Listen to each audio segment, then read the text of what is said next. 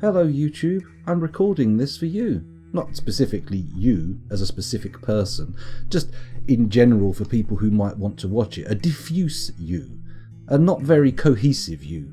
Although having said that, looking at the numbers on these videos, maybe that is a you. Maybe you are the unique singular individual for whom these videos were ultimately recorded. I don't know. I'm not there, am I?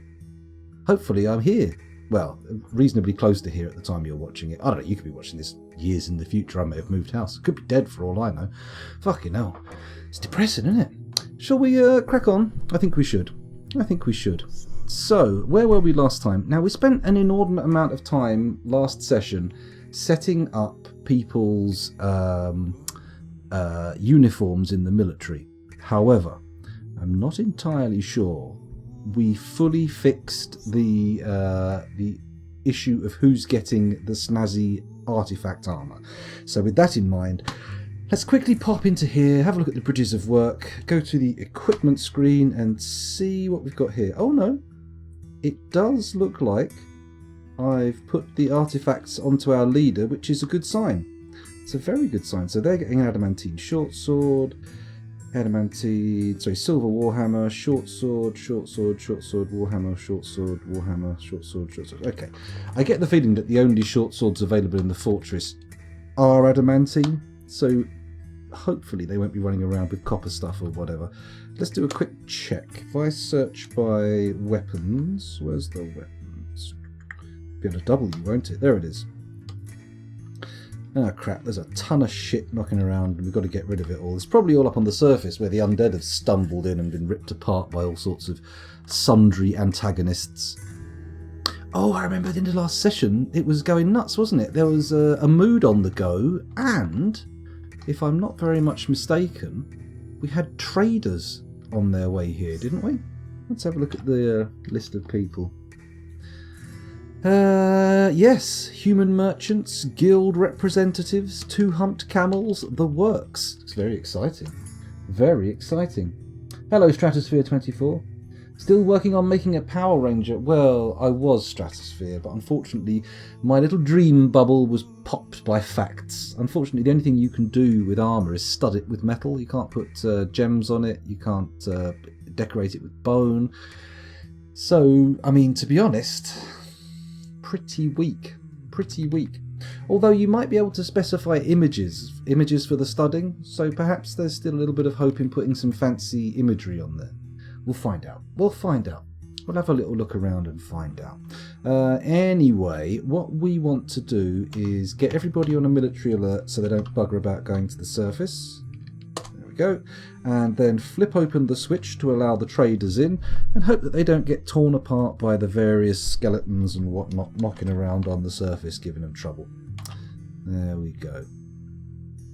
Okay, so there's that. And we've also got a mood on the pop, which I don't know what it is. I can't remember what kind of workshop they took, but presumably it'll be exciting. Oh, there they are. Look down the bottom. There they are. So it was a metalsmith's workshop. What have they got in there? Adamantine wafers, good. Spider silk, stray puppy bones, good. Single cut wood opals and short fin mako shark leather. What does a mako shark look like? Bear with me a second. I'm just gonna Google a picture. Let's have a little look. Mako shark, because the only thing I know about makos is that they were that tank thing in the first you know, the game Mass Effect. That's the one. The short fin mako shark looks like a very generic shark. I mean, obviously, as it ruptures the surface of the water and displays its teeth in its hideous gums, it's a fucking nightmare, but otherwise, it's just a sort of fish-shaped fish thing.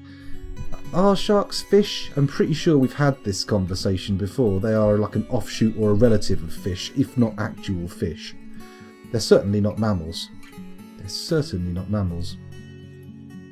is where someone in chat goes, well, technically they're lizards, I think you'll find. So, where were we? They are a category of fish. There we've got squamous or something. I can't remember the name. Ones with cartilaginous bones. Rays, sharks, stuff like that. There we go. Sharks, rays, dogfish, all grouped together. Technically they're aliens. I thought that was squid and octopuses. I thought that was those that were rumoured at some point to be aliens, which seems a little far-fetched to me. Just a shade on the far-fetched side. So let's go back up to the surface and see if that gate's opened and let any foulness in. What have we got going on? I'm not seeing any traders, which I don't find ideal. I would like there to be traders. Is that a bear? Oh no, it's one of those boar skeletons. Okay, fine. Whatever. I wonder if the merchants are even heading to our gates. They may have decided to just fuck it off. What's this? Fire? Oh Christ, who started a fire in a forest? This is going to kill my frame rate. Oh man. That's not acceptable. What's happened here? 18 frames per second. Let's just quickly check that they haven't tried throwing some sort of Molotov nonsense. Human merchant. Let's find one of the human merchants. Where are you? Over here. Miles away from the fire. Clearly innocent. Very innocent boys. They've not done a lick of badness. Although somehow something has set this frickin' forest on fire. I wonder what it is. Whatever it is it still in the flames? Hello? What are you doing here? Mummy said I could have an apple. Mummy said you could have an apple? Yeah, but what's that? At midnight? Yeah, but what's that flickering stuff? It's fire. It must have been like a fire type of enemy, or that orange stuff outside the thingy. Give me a second, I'm just going to have to deal with this. I'll be back in just a moment. Let me just mute the old microphone.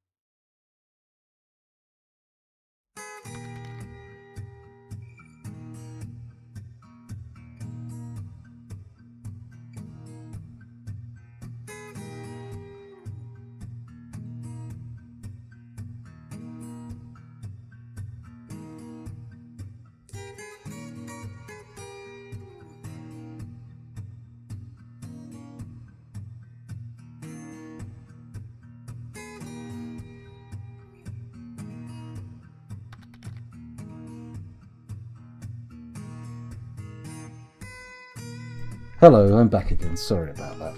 Bear with me. I just had to provide an apple from the somewhat soft fruit bowl, but hopefully she'll bang through that quickly and then go back to bed. Not sure she has been authorised to have an apple, but I can't be asked to do the check. Can't be asked. Stratosphere says definitely vote for giving her the apple.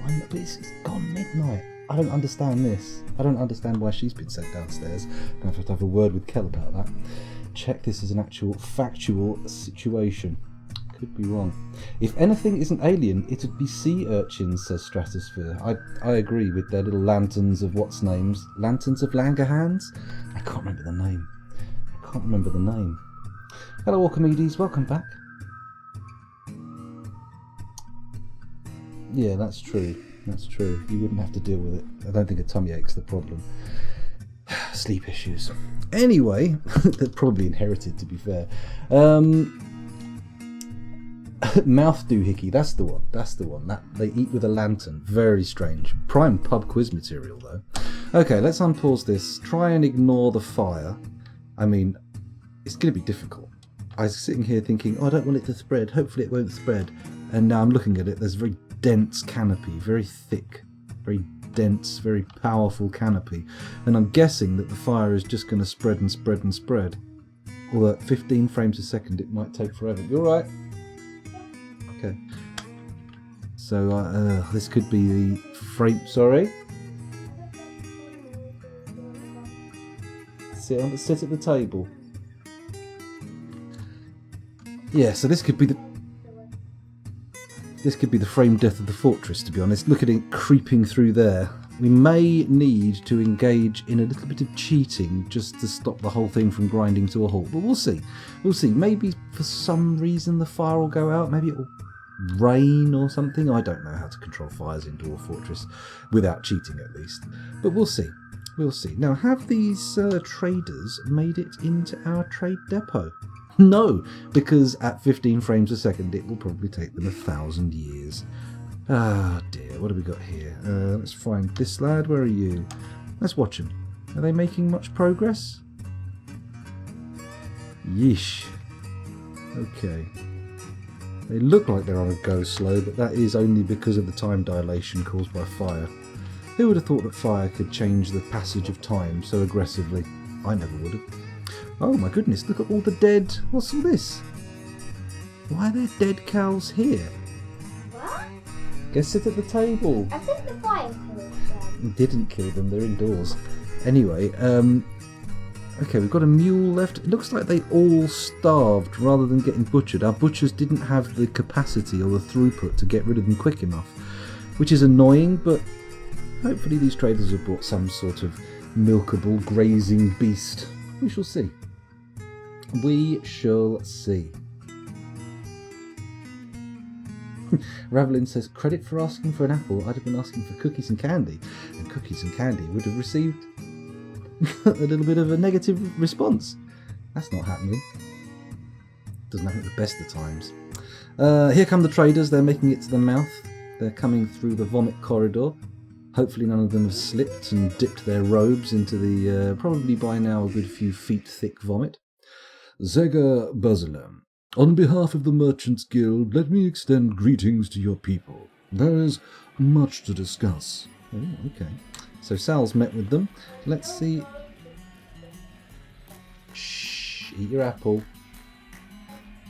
Where were we? Yeah, Sal's met with the traders. Oh, for Christ's sake.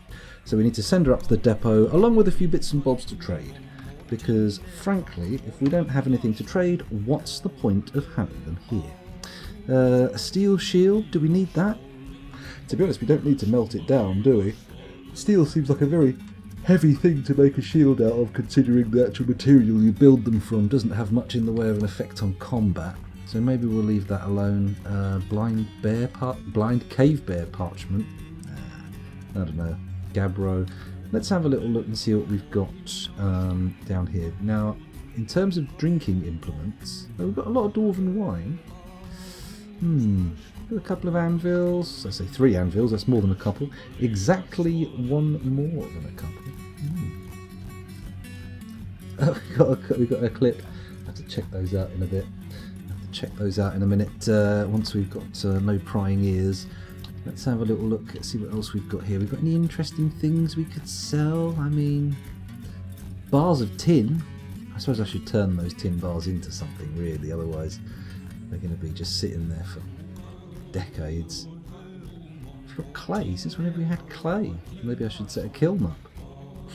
Stone blocks. Meh. I don't want to sell stone blocks. They're not going to be able to get very many of those out the door. Steel shields, bucklers, bronze shields, steel shields, armour bins.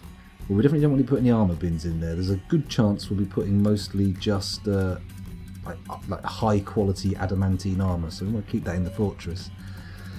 Let's go with some food. We got prepared food anywhere? Bags, thread, sheets, ropes, splints, miscellaneous meat. Let's put some meat pots in, see how that works out. Let's try some, no, not plants, seeds, no, drinks maybe. We'll see how some of our dwarven wine goes. That could be really good by now. Our dwarven wine could be fantastic. And I think that'll have to do, really. That'll have to do.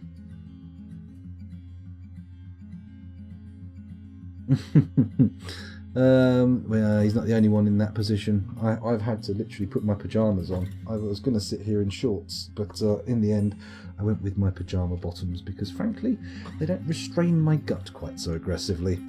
Right, so there we go. Sal's being sent to the broker's room, or the trade depot if you want to use the proper name. Who does that? And we're also sending up some food to trade, because food is highly valuable. In fact, absolutely essential. Right, come here. Say night-night to everybody. And now get back upstairs to bed. and go to sleep. Don't sit there waking Warren up all night. No, night. Love you. Close the door. Thank you. Okay, there we go. Well, yeah, because we've all got long hair in the house at the moment, just because there's no haircuts going round. Not that I agree with things like haircuts. Fuck that bullshit. It grows back. What am I spending money on? It's nonsense. Drives me up the wall. Did you capture those failed experiments, or did they die last time? Let's have a little look. I think we've got a few captured. I'm pretty sure most of the failed experiments in the fort. No, actually, the hairy worms. We killed them. We killed the hairy worms. They got smashed up by our military. They came in and had a little bit of a hullabaloo with them. It all worked out. Oh, there's a cat head. Interesting. Buck head. We have a lot of reanimated heads. It seems to be a bit of a meme in this area. I feel like the guy who made Reanimator the movie may have had a hand. Brian Yuzna, I believe his name was. Okay, so let's get these guys in here. Let's let them do their stuff. And let's go down and look at our mining operation. Excuse me. And see how it's working out. Badly, if I remember rightly. We had another death, didn't we? Because for some reason dwarves just love to fling themselves into water when I assign them dangerous semi-submerged mining operations, which is unfortunate, but hey. I do like the fact that now we've breached this area, everything's at 2s and 3s though, which means anywhere is channelable, which means we can start channeling out some of this sweet stuff here. Very nice. Very powerful move, Mr. Scoundrel. Let's position ourselves here. And I want to do, if we go up on the surface, bosh, across there. And is that priority 1? Of course it's not, it's priority 4. Let's make it priority 2. There we go, and that should... Cool. That should be cool. That should be very cool. Now we'll do priority... Oh, actually, we realised Sal did give us hot tips last time, didn't she? She said, don't make them do it all at the same time. Stagger them. Do as little gaps between and you won't end up with people falling in. Which seems like powerful advice.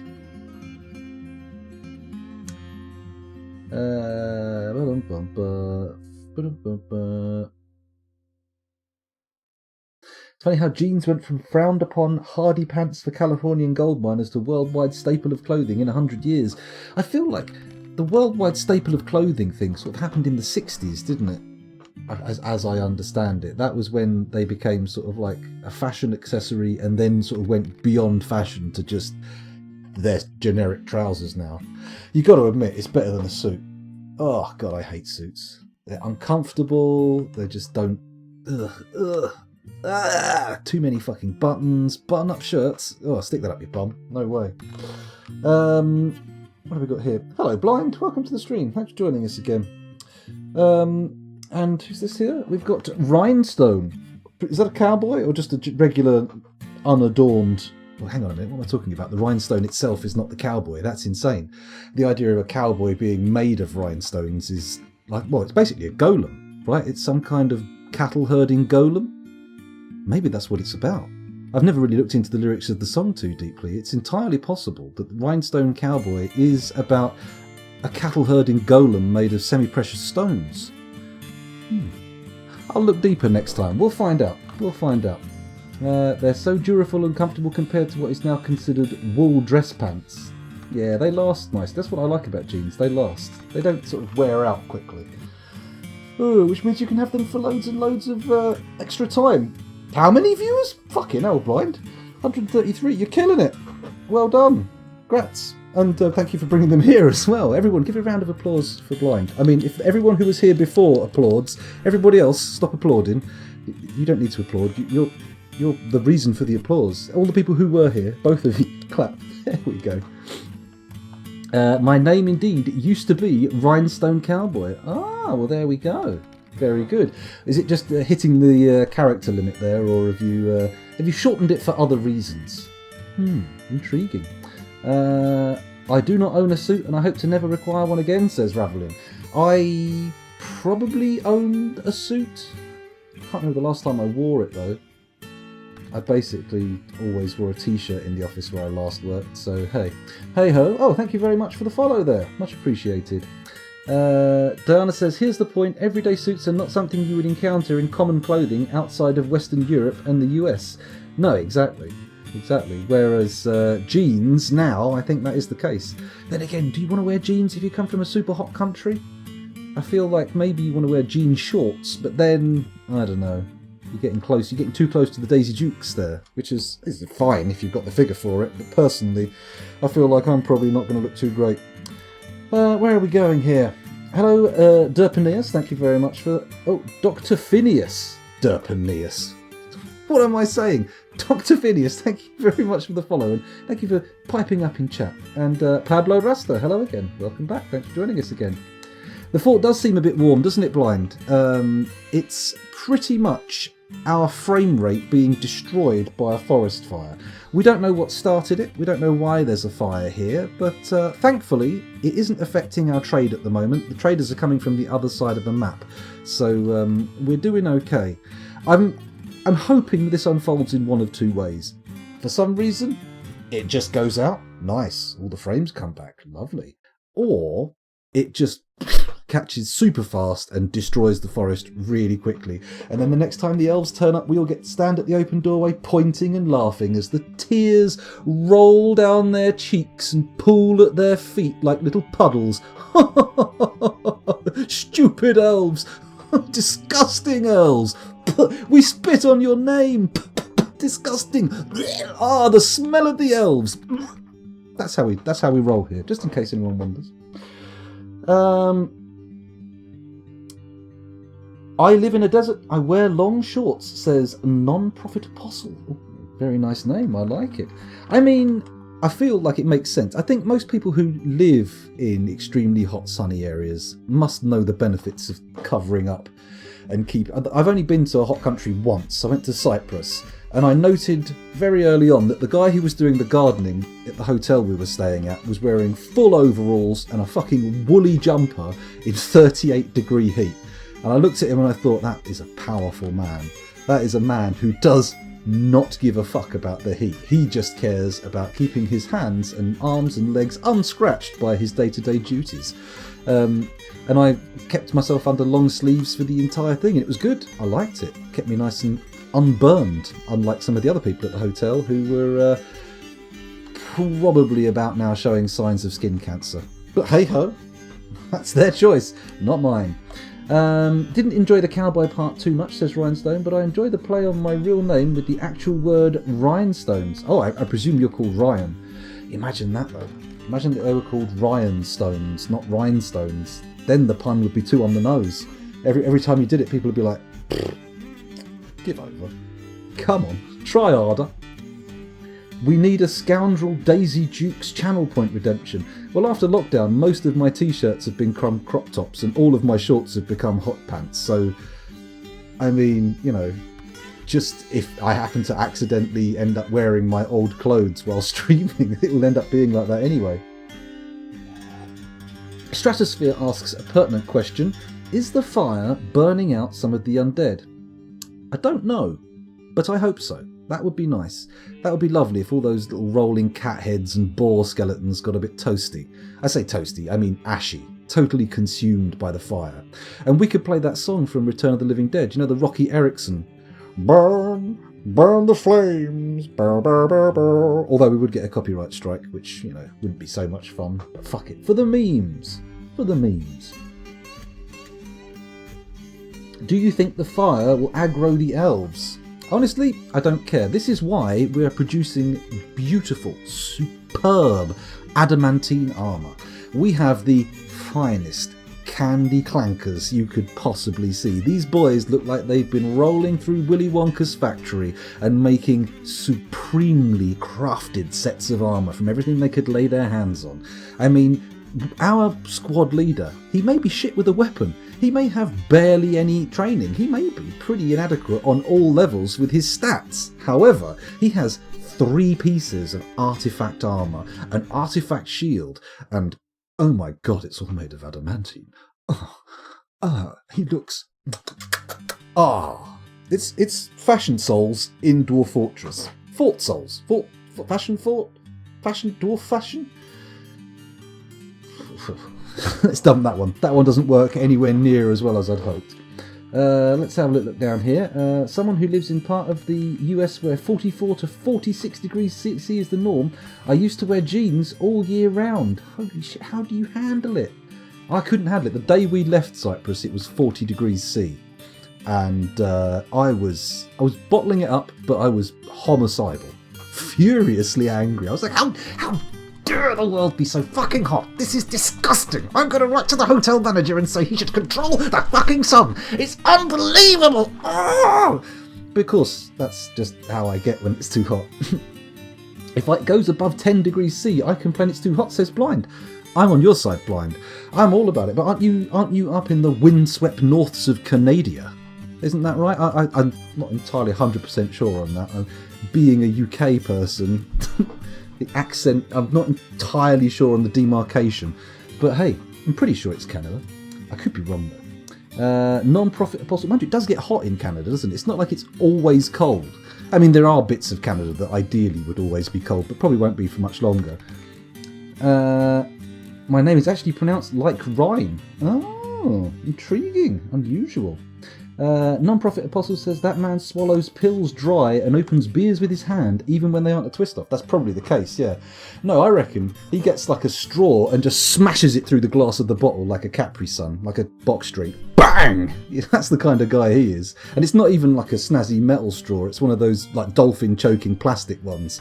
He's got a dolphin in one hand being strangled, he's got the beer bottle balanced on his penis. Let's just say penis. Why not? His erect penis has a beer bottle balanced on top, and then he smashes a plastic straw through it so hard that it leaves a perfectly spherical hole, perfectly round hole that fits the straw perfectly, and then he just sucks up the glass plug that he's knocked in. Doesn't care about it. Doesn't matter. Men that hard don't get cut by glass.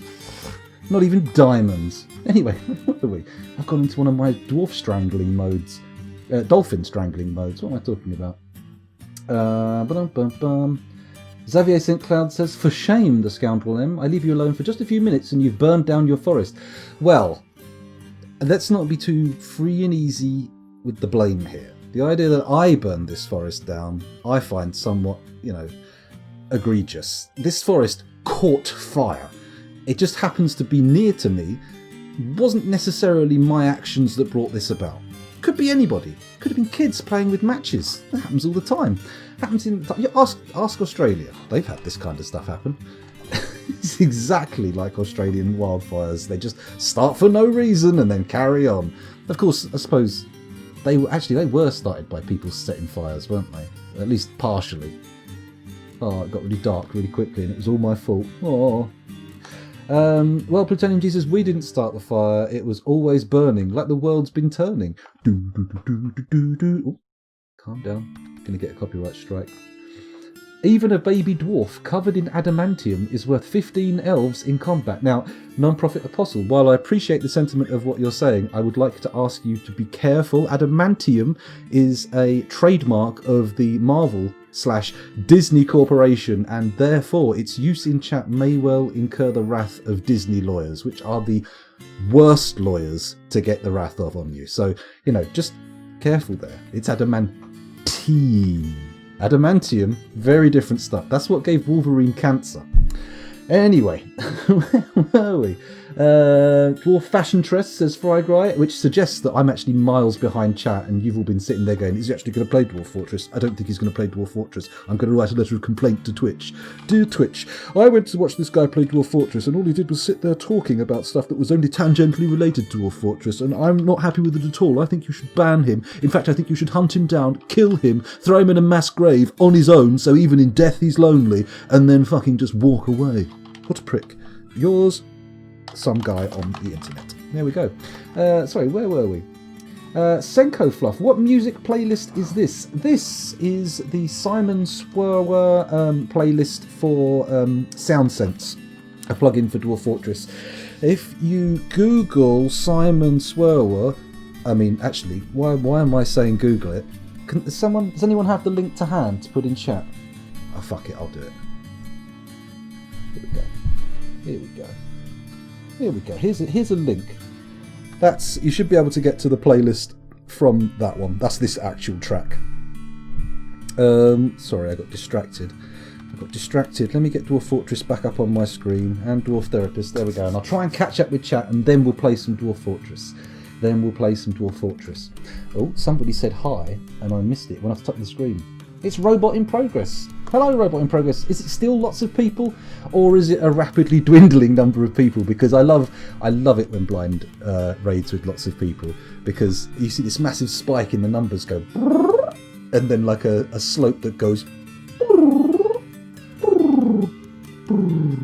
back down to my average. It's lovely that you're all here, but don't feel bad. You are allowed to leave. As I always say, I don't want to and physically cannot Clockwork Orange you. Putting those little clips in would make my eyes water, even like on you. Putting them on me. Anyway, where were we?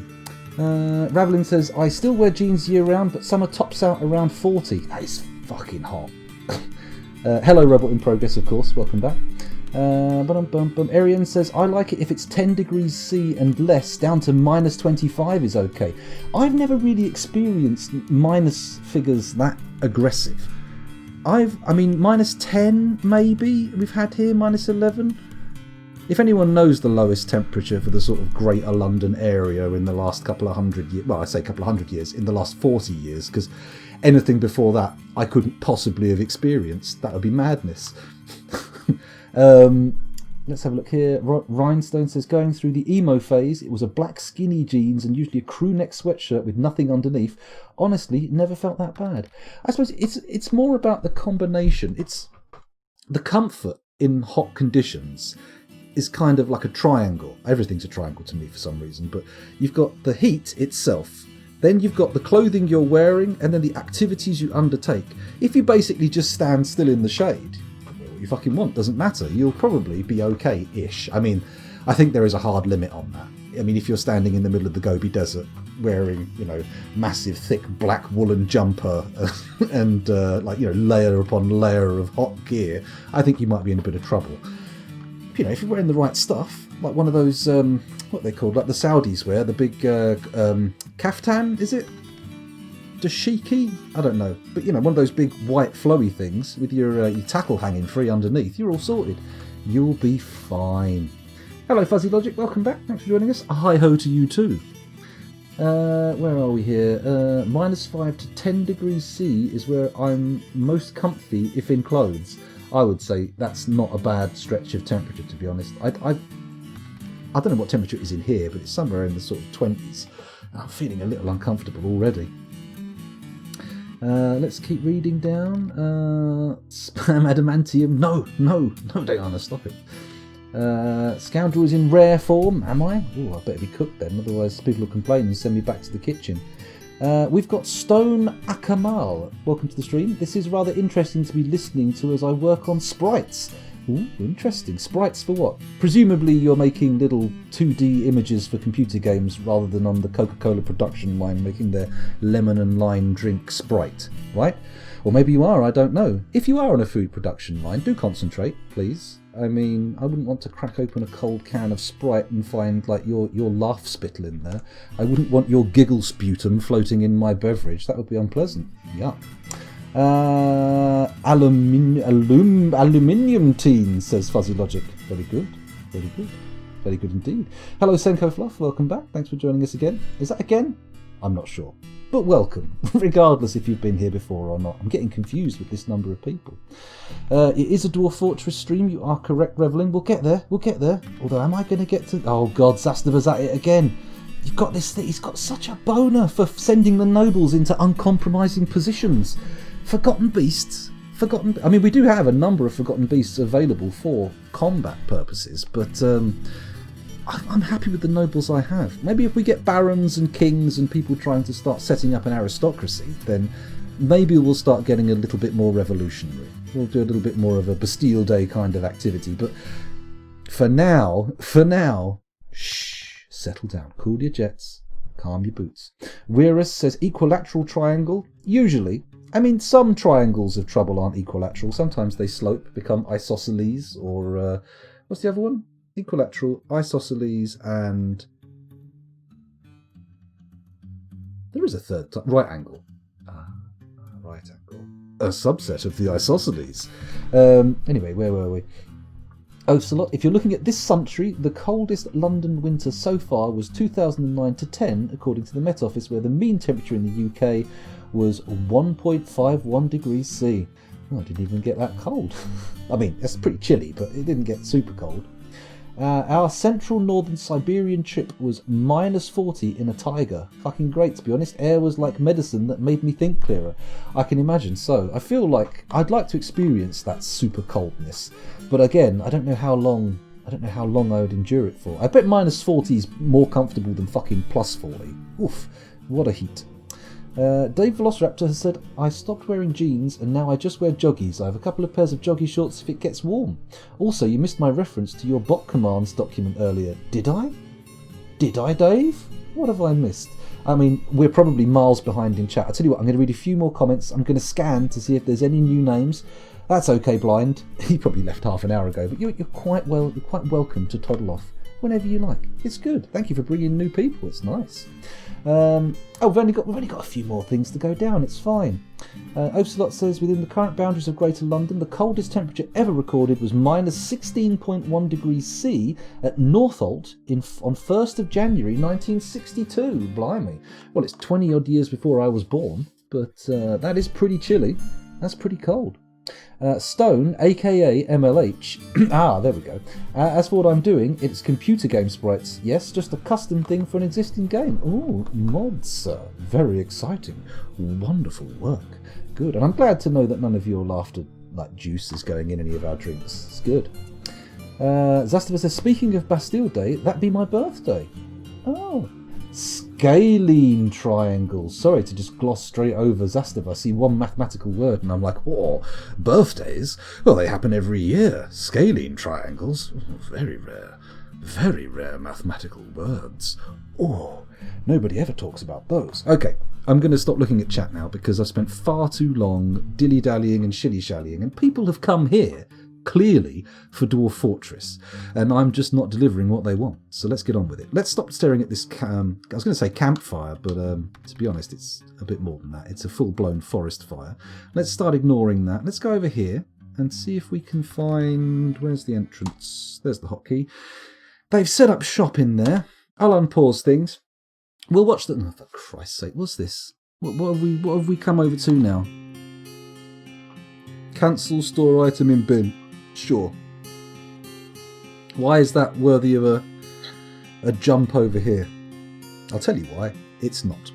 Anyway, where were we? Okay, so we'll watch this entryway for a second. I think all of the traders are in, so maybe we'll shut the gate? Because I don't want to turn the military alert off with that gate open. Let's do it. Let's shut the gate. We can shut them in. They won't get that upset. They'll be fine. They'll be absolutely fine. If they can wade through 2 inches of vomit on the floor to get into the fortress, they're not going to start panicking when the door shuts. They'll be fine. Absolutely. They've got, like, rock-solid psyches. And again. Oh, it's a collapse. That's what's causing it to pop over here. Presumably, trees are burning and falling over, and that's causing all of the frames to vanish? Question mark? I feel right. Oh shit, is it going to be like this the whole time through? What do we think, chat? Do we think just DF hack the fire away? Because this is going to get pretty annoying pretty quickly. In fact, it's not going to get annoying quickly. It is already very annoying. Yeah, look at this. Every few seconds, paused. Here we go. Start again. Please just continue. Just finish. Finish. We want this fire to rip through the trees much, much faster. Let's have a look at chat. There's a flurry of activity happening. Math is every day. It's true, everything is maths when you get down to it. Magna Draconomicon says it regularly goes down to minus 25°C and under, plus wind chill in January and February here in southern Quebec. Heavens above. Minus 25, that's testicular shrinking weather. That's not great weather for going out naked. Not for long anyway. I suppose you could probably have a little jaunt if you wanted to. You could probably wave your willy out the window, but I wouldn't want to let it touch the window frame. I'd be scared I wouldn't be able to draw it back in. Some people just want to watch the world burn. Some people do just want to watch the world burn, quite literally, and they could just come and watch this, because this, in a way, is a kind of world. Sure, it's not real. Well, I mean, for a given value of real, it is real, right? As far as the little dwarves who live in it are concerned, it's very real. This fire is very, very real. But as far as we're concerned, looking at it from the outside, it's more of just a series of ones and zeros dancing across some silicon, isn't it? It's very abstract. Very abstract. Your bot command document consists of .wcld in its entirety. Oh, okay. Press O, says Pablo Rasta. Hold on. Here we go. Oh. Current standing orders. Oh, hello. What's this? Cave-ins. Cave-ins. Cave-ins. Does anybody see the correct button? I don't see the correct button. Zastava says no DF hack fire away unless noble sacrificed. Heavens above, you really have a real hate boner for the aristocracy, don't you? I hope they're. I hope you don't do anything drastic. Cool down. Cool down. Type extinguish in DF hack, says Ocelot. Ah, that looks like a good idea. Magna Draconomicon says, I'd say just this once it's fine. Excuse me with the old farty poo there. That was a little bit too much. 2 inches of vomit, says Weirus. He's not happy about that. He's adding to the vomit pile. I'm estimating. If about 30 dwarves go out to the surface, look up at the sun, and then come back into the fortress vomiting, I'm thinking that a corridor just wide enough for a dwarf to walk down, 3 dwarves to walk down, it's probably going to end up with about 2 inches of vomit, right? They're not smoothed floors, so what we're going to end up with is a very uneven surface forming pools. And I'm thinking at least some of those pools are going to be 2 inches deep. It's just a back of the fag packet calculation. It's not really what you'd call strong engineering maths. Pablo Rasta says change the announcement settings. Does anyone know how to do that? Let's quick checking down here. Maximum shrinkage in 0.01 seconds, says Magna Draconomicon. I'd imagine minus 25, yeah. I would imagine you'd go from a sort of a snake to a mushroom, or a button even. I mean, I've considered not being on fire. I've decided that it's preferable to being on fire. Turning it off with the hand of God would be nice. I mean, I'm not against it, Ravelin. Clearly, I'm quite happy to do that. We tricked the rocks into thinking. Did we, Fuzzy? Oh, we did, didn't we? The silicon, of course. It all makes so much sense. For a second, I was looking at it going, oh dear. Fuzzy appears to have lost his mind. Oh, it's sad. Oh, what a tragedy. And then I was like, oh no, it makes a lot of sense actually when you think about it. Yeah, that makes sense. Diana Sarkshot says, the weak must suffer, the strong must thrive. Well, to be honest, in the case of a fire, I feel like if you set fire as a bit of an equaliser, it's not a good way to sort of sort the wheat from the chaff, so to speak, whether metaphorically or just, literally. I mean, if you separate wheat from chaff with fire, you're going to end up with a lot of ashes. And it's the same. If you get lots of strong people, I mean, if you set fire to a bodybuilder and a very old, fragile lady, say maybe 120 years old, on the cusp of death, if you get them both going at a good lick, if you get the flames really crackling, they're both fucked. Neither of them's getting out of that. Neither of them. Turpentine says, I ran your vomit floor calculations through my calculator. It's out of battery, but you seem to be about right. Well, I'm glad. I'm glad that the vomit calculations were backed up by fully functioning mathematical apparatus. It's good. You might need to break out an abacus, though. Just to be sure. Make sure you can do it with an abacus. More about nobles. Heavens above. Well, nobles burn just like the I was going to say the gentry, but that is nobles, isn't it? The peasantry? The poor?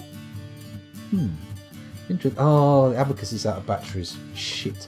Just when you need one as well. Just when you need an abacus to be fully powered up and ready to work. By the way, seeing as we have a few more viewers in, well, we might not, they might have all gone by now, but seeing as we may have a few more viewers in, if any of you happen to live in the Tacoma area of Washington State, United States of America, you may be interested in visiting Tacoma Games. They sell tabletop role-playing games, collectible card games, board games, polyhedral dice, miniatures, etc, etc, etc. If you go there, tell them I sent you and they will give you a 0% discount. But they will know that this mug was worth shipping 6,000 miles. Thank you very much. What a way to finish a mug of tea. Lovely. Anyway, how do I turn off the fire notifications first? If I can find that, I'll do it. Otherwise, it's typing extinguish into DF hack. Announce some job cancellations, most all. Okay, we'll go for some. Dwarves gather animals, dwarves gather food, dwarves gather furniture, bodies, refuse forbid, dwarves gather... All harvest... Right, we're typing extinguish in DF hack. I can't figure it out. I am too papaga for this kind of nonsense. Spellcasting. EXTINGUISH. Extinguish. Choose a target via the cursor or the location argument, or specify -all to extinguish everything on the map. Extinguish -all. Yay! It worked! It worked! Pablo Rasta says, I think the auto pause settings are in the raws. My bad. Oh, well, never mind. It must be fed with noble flesh. Look, Zastava, I mean, I appreciate your ingenuity. I appreciate your desire to see dwarven nobles flung into flames and sent to fight forgotten beasts. It's all well and good, but we have a perfectly functioning volcano on this map. And I'll be damned if we do any of our sacrificing through any other means. We need to appease volcano gods. Okay? That's how it works around here. Or that's how it worked once. Do you remember that time I tried to fling goblins into the magma and accidentally just unleashed armed and armoured goblins inside my fortress? Yay! Congratulations! Right, okay, we're unpausing it and we'll get to watch the entryway again, because nothing has happened in this stream and I've been going for 47 minutes, so yay! The frames have been saved. We're getting them all back, Magna Draconomicon. Look at that. 9 frames per second.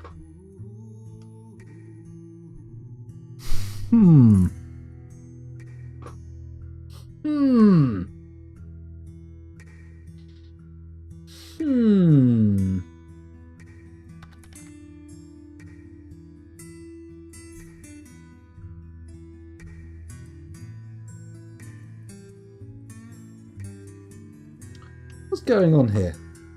How has extinguishing the flames resulted in pretty much a halving of the frame rate? What in the name of Mary Poppins' private parts is going on here? I'm not seeing any more fire. Oh, we're in... I know what's happening. I know what's happening here. Da-da-da-da. Ta-da! Suddenly we've got... Oh, not 70 frames. It's still going down. But where will it stop? Down, down, down, down, down, down. Oh.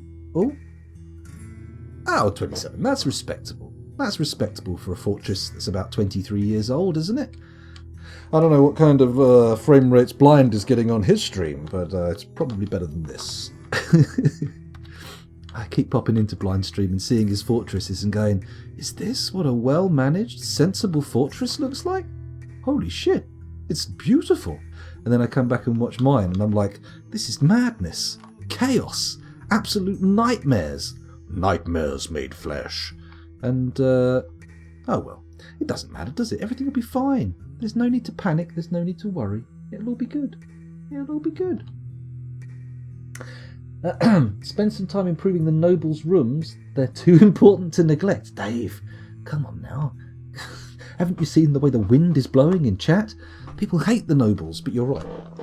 You are right. We do need our nobles to be at least relatively happy. At least the trader, the manager, the important nobles. You know, the ones who aren't actually nobles, they're just managerial positions. Throw lava into goblins instead of throwing goblins into lava. Now that's an intriguing proposition. Opposition? That's an intriguing proposition. You've got to be very careful though, because you've got to not, if you want to actually get the magma or lava into the goblin, you've got to be very careful not to touch the sides. I feel like you need to hold the goblin open, whether front end or back end, it's not really important. I think the front end's got a slightly larger orifice, but if you hold it open, you have to make sure it goes straight down inside and not touch any of the stuff on the sides, because it's just going to vaporize it, right? It's just going to vaporize it. Then again, it's very viscous material, magma, so maybe you could treat it like a Malteser or an M&M or a Smartie or something, or a Skittle. Just make a little pellet of magma and get that inside them. That would be no fun. That would be no fun at all. Down to Goblin Town. If only we had goblins knocking around. It's mainly undead that's a problem here. Sal's fortresses are aesthetically pleasing. They're aesthetically pleasing. They are very aesthetically pleasing. Again, I mean, to be fair, like, comparing my fortresses and the fortresses made by other Dwarf Fortress streamers is kind of like comparing pictures made by your children to pictures made by dogs, right? One is competent and always improving. The other has very much hit a hard threshold on the quality of their output, right? I mean, no, even the most genius dog is never going to do any sort of representative, figurative art of any quality. Is it? I don't know. Maybe we're just idiots and we don't understand. Maybe dwarves are powerful, abstract artists, and all those little poops they do and stuff, they're actually symbolic of other stuff that we just don't understand. Maybe dogs are incredibly erudite in their barking amongst each other. I don't know. I don't know. Be gentle, Diana. We live in troubled times. We don't want to start another riot. Be careful. Just make sure he doesn't bang his head as he gets into the cop car. I'm all for burning nobles, says Arian, or anything else also. Main part being to burn stuff. Well, I'm not opposed to the notion of burning. It's not, something I'm against, per se. But I feel like when it's a forest and it's eating all of your frames, it has to go. We're only back up to 17 frames a second again. What is this bullshit? Why are we suddenly getting so few frames? What's this guy's name? Isn Plunge Tool. I say, what a name. Heavens above. It sounds like a pornographic alias. I am Isn Plunge Tool. Arrgh. What a beast. What a monster. It's a woman. It's an invitation, not a statement of ability. Heavens above. Good Lord. My goodness. Well, let's see if we can trade.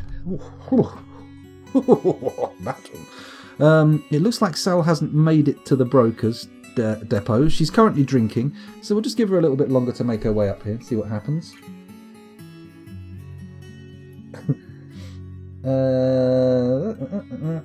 Magma Skittles is a new level of torture. I think so. If you've got to make, they've got to, for the true torture to take effect, the magma, the outer shell of the Skittle has to be cool to the touch, and it's only once you crush it or begin to digest away the shell that the true heat of the magma is exposed. Now that's, mind you, they sound more lethal than torturous, right? I've had flaming hot Skittles before, Magna Draconomicon, and I didn't find them very spicy. I found them a little bit disappointing, to be honest. I've found often whenever sweets are suggested to be super spicy, they tend not to be. Like super hot Jawbreakers. Anyone remember those? Remember Jawbreakers as a kid? Oh, I used to love Jawbreakers.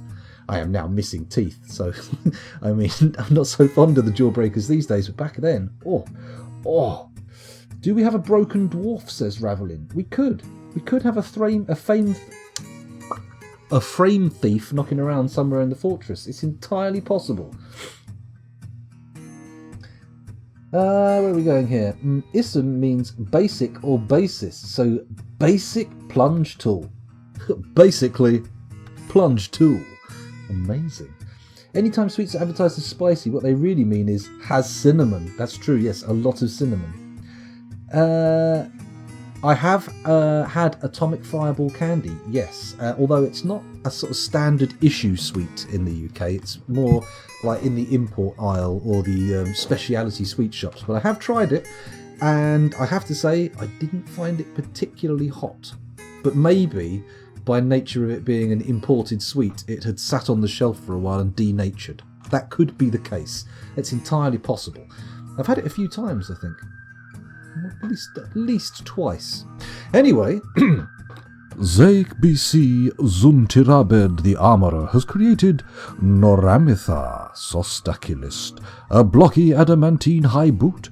She claims it as a family heirloom. Intriguing. Let's take a little look at this new addition to our adamantine armour armoury. It's called Relieved Trammel, the Ivory Whisper. Ooh, hello. It's worth 800k, which is nice. Let's have a little look at what the details are. This is a blocky adamantine high boot. All craftsdwarfship is of the highest quality. It is studded with adamantine and encircled with bands of radiant cut wood opals. This object is adorned with hanging rings of cave spider silk, short-fin mako shark leather, and prays, and menaces with spikes of dog bone, alpaca leather, and gabbro. Oh, it's not the worst, but it is annoying that it's only one boot. A single adamantine high boot. And, unless I'm very much mistaken, it isn't differentiating between left and right boots. So we're never really going to be sure if we're sending our combat boys into combat with matching, like literally matching boots, like 2 right or 2 left boots. Could be a problem. Could be a problem.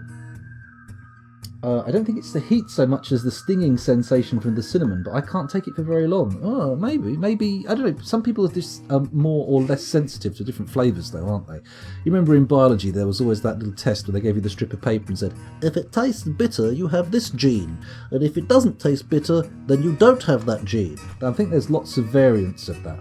Like, apparently, for the smell of asparagus in urine, there are a few different variations. There's one where you can't smell asparagus in urine. There's one where your urine doesn't smell of asparagus, very rare. And there's one where your piss stinks of asparagus and you can smell it. Those are the 3 asparagus-related genetic alleles of which I am aware. When I was a small boy, says Dave, I used to think HP sauce was spicy hot. Perhaps the sweets are mild because they're aimed at children. It's probably the case. That's probably the case. I would imagine so. Now that the logic has been laid out in front of me, it does make more sense to think that children's sweeties are not going to be super hot. Then again, who knows? Maybe some of them have Naga chilies in. Carolina Reapers. Stratosphere, I find the mouth shredding thing with a lot of sweets. It doesn't have to be hot ones. Does everybody remember the Sugar Mouse story? Do I need to tell the Sugar Mouse story again, or should we leave it? What do you reckon? Those of you who have heard it will probably know whether it's worthy of wheeling out again. Cilantro tastes like soap depending on your genetics. That's true, Turpentine. That is very true indeed. Although I always call it the other name for it. Brain melting. Shut down. Coriander. I always call it coriander. I was very confused. There's loads of little things like that where it's the same object called different things in different countries. For ages, I was looking at Indian takeaway menus going, oh, capsicum. Very fancy. What's capsicum? It's just fucking bell peppers. Crazy. I know. Excuse me. Burping away. Plutonium Jesus says, when you make high boots normally, you get a pair, but they're not right or left-footed, but interchangeable. Oh. Mono boots. Zastiva's gone away like the Scarlet Pimpernel, ready to burst out of the fog again. I love sour candies. Sour stuff. Some of my favourite sweets are sours. Absolutely faves. Tell me a story, says Dave. What kind of story? The seeds are coriander seeds for some reason, but we call it cilantro. Interesting. Interesting. I love coriander. I could just eat fistfuls of the stuff. Quite a few fresh herbs taste really good. I didn't realise quite how nice until we started buying them like as potted herb plants for the shelf. Like basil. Oh god, I could just smash up fistfuls of basil and sniff it all day. Rosemary, mint, thyme, they're all lovely. Oh. And Simon and Garfunkel wrote songs about them. Parsley, sage, rosemary and thyme. Excuse me. Right, okay, let's unpause the game and actually play some Dwarf Fortress again. We've had our mood resolved. We got ourselves a lovely high boot. It's the only legendary artifact high boot in the fortress. I believe we have 2 gauntlets, don't we? We've got 2 gauntlets, but only 1 high boot, which is nice. It's nice. Is a high boot a boot that's been converted into a bomb? We can't trade yet. Sal's still drinking. She's still drinking, getting really, really pissed. Gonna stagger up the stairs to get to the trading depot in the mist. Okay, that didn't work. I realised about 3/4 of the way through that I was going to have to try and make it both rhyme and scan, and then thought, fuck it. Why bother? Oh, the story I just offered. Why do you think Neapolitan pizza is so amazing? It's the basil. Says Dr. Phineas. I always thought it was the strawberry, chocolate and vanilla. Sorry, that's Neapolitan ice cream. What a fool. That song was a chicken recipe as far as I understand. Really? Parsley, sage, rosemary and thyme. Scarborough Fair chicken. Lovely, I'll go for it. When I was a kid, the way you said basil makes my skin crawl. Basil, the great mouse detective. When I was a kid, I went on holiday with my family, and we went to an old-fashioned Victorian-style sweet shop in one of those living museums. And one of the things I bought was a sugar mouse about yay big, with a big string tail sticking out the back that you could hold on to. And so they were all dangled in the shop window from these string tails. It was super hard, solid, moulded sugar. And as we walked along this canal, I was sitting there giving it a good old like licking the underside of it and trying to suck it and nibbling on the nose to try and break off bits of sugar. And after about maybe half an hour, 45 minutes of walking along this canal, I had a look down and went, oh, it's got some kind of strawberry filling. I can see it all coming from the middle. It doesn't taste like strawberry though. It tastes kind of coppery. Smells like blood. Oh my god! And what I'd done is actually made like a razor sharp seam down the middle of the mouse from licking it and sucking it. Sounds bad when you put it that way, but go with me. And I just licked and sliced my tongue open, and I'd been like, where it had been dissolved a bit, it just sort of like absorbed tons of my blood from my tongue. I had to have this thing pulled away from me. My parents were like, stop, no, you can't lick any more of that, you can't have any more. And I'm like, sugar, please, furnish me with more of your sweet crystals. Do not remove it from my mouth. I would gladly sacrifice pints of blood for this delicious candy. But, you know, they were bigger than me, stronger than me, and took it away and protected me. It was good. I liked it, in the end, ultimately. Bloody hell indeed. It was. It was pretty metal. Coppery, specifically. Anyway, we've told the mouse story again. No more mouse stories. We have to do a different one. Jesus, I was about to launch into those pictures I put in the Discord. There's been more dumped in the WhatsApp group I'm in, reminding me of a particular party we went to. I can't tell any of the stories from that party. It was fucked up. But the previous party that I didn't go to, I can tell some stories about that because I wasn't directly involved. And there was a guy dangling out of a 14th story window by his fingertips. And to be honest, when someone told me that had happened at the last party, I was standing in the kitchen. My knees went weak because I knew how high. I'd looked out of the window. I'd seen how fucking high up we were. He was drunk as well, funnily enough. I mean, you know, most people wouldn't do that sober. Then again, I mean, I don't think you could put any amount of alcohol in me that would make me even lean gently over a drop that big. Oh, terrifying stuff. Blood and gore reference, heavens above. Is it really that bad? I don't know.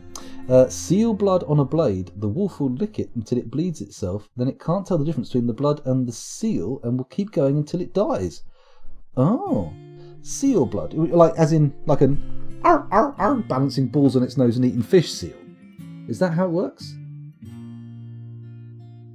I mean, that's intriguing. I mean, you gotta have like fucking balls of steel to try that one to protect yourself from wolves, though, right?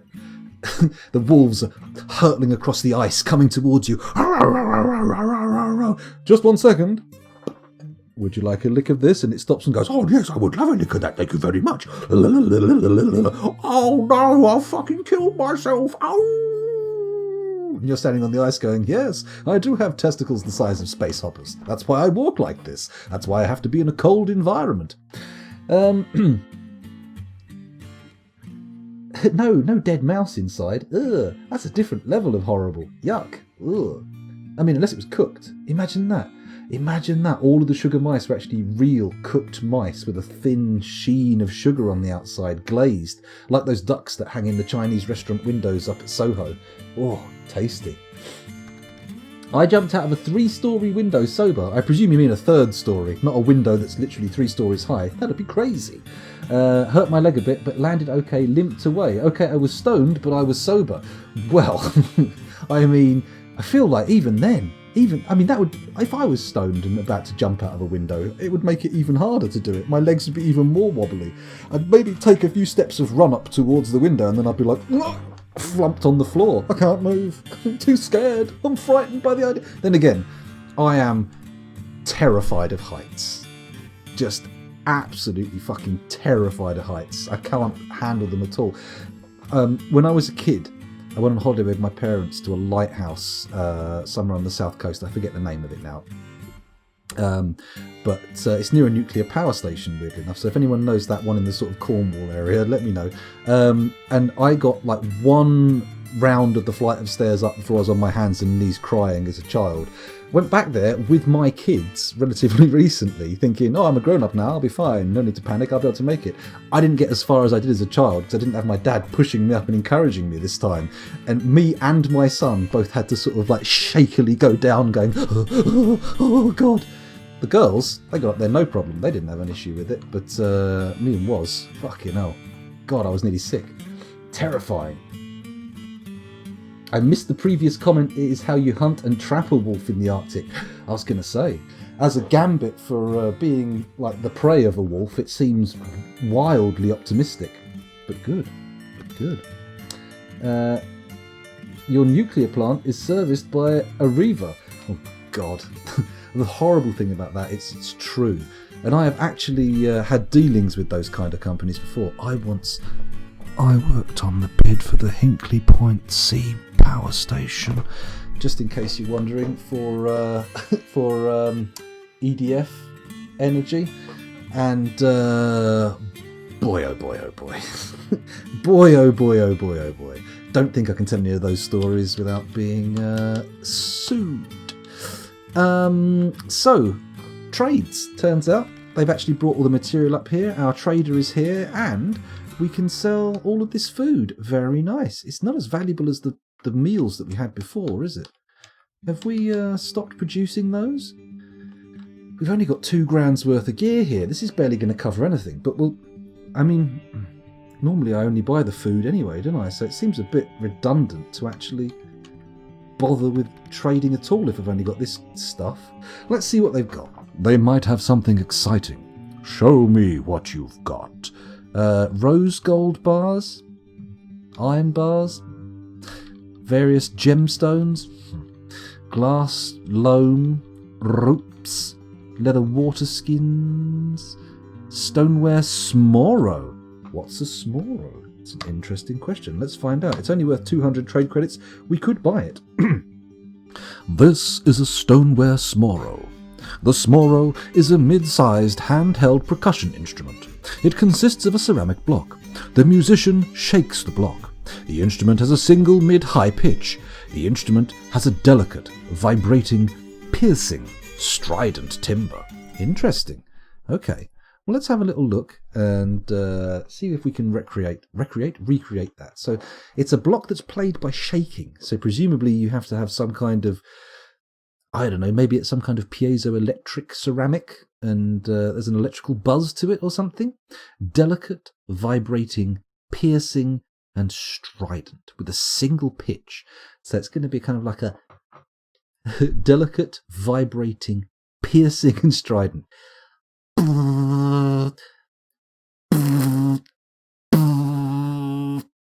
That's not very delicate. That seems very strainy, very stressed.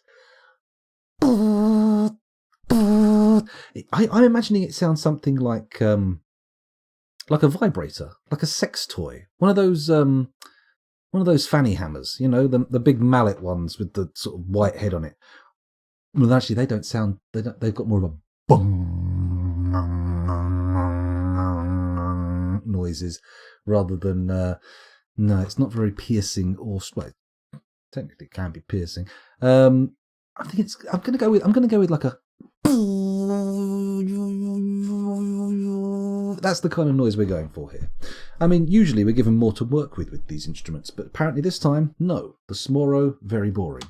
A native aluminium lick. Oh, hello. It's worth 2,860, so we can't even afford it with all of the stuff we've brought for trade, but let's find out what a lick sounds like. This is a native aluminium lick. The chimes are made from native aluminium. The stand is made from chestnut. The stick is made from blue peafowl bone. This object menaces with spikes of well-crafted kunzite. On the item is a well-designed image of two round cabochons in dolomite. The lick is a huge stationary percussion instrument. It consists of two stone chimes attached to a wooden stand. The musician scrapes the chimes with a bone stick. The instrument has a 2-octave range, going from a low to a middle pitch. The instrument has a vibrating, raspy timbre. Okay, so a huge stationary percussion instrument, 2 stone chimes, which are scraped with bone sticks. Okay, from a low to a middle pitch. So it's vibrating and raspy, so kind of a... Excuse me.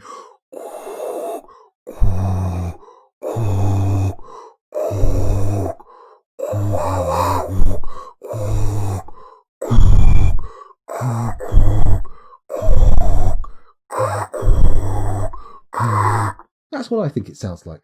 That's my guess. That's what my guess that a lick sounds like. This is looking good, though. This is looking good. We could have another cocksook band situation going on here. Everybody very excited? Are we braced? Are we braced to find the most phallically named musical instrument in the world next, so we can have a lick put next to it? Let's have a look. What do we got? It's a Zusmo. An earthenware Zusmo. Let's have a little look. 400. This is a well-crafted earthenware Zusmo. The yoke is made from pecan wood. The sound chest is made from earthenware. The strings are made from bronze. The plectrum is made from wolverine bone. Schnicked. The Zusmo is a small, hand-held, metal-stringed instrument with a wooden yoke and a ceramic body. The strings are suspended from the yoke down to the body, and the musician picks the 12 strings with a bone plectrum. Tuning is accomplished by pegs. The instrument has a 4-octave range, going from a mid-low to a very high pitch.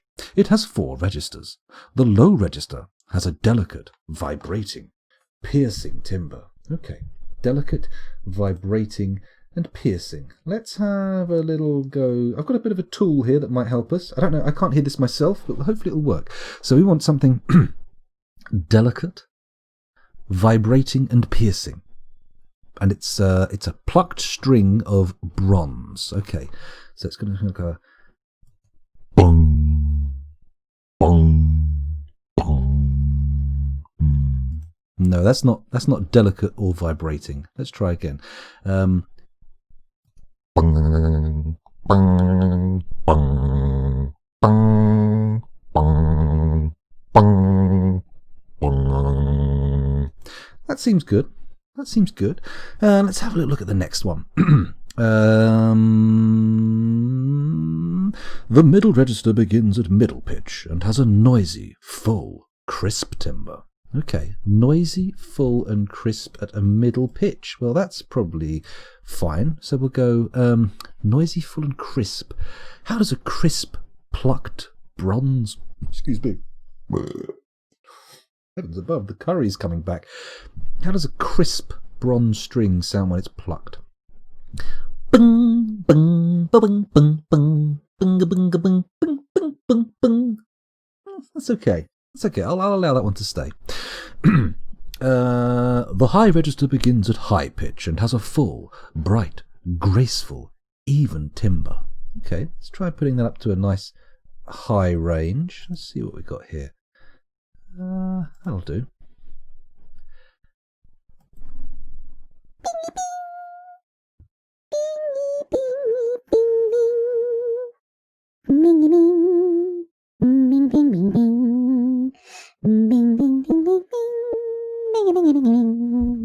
Maybe.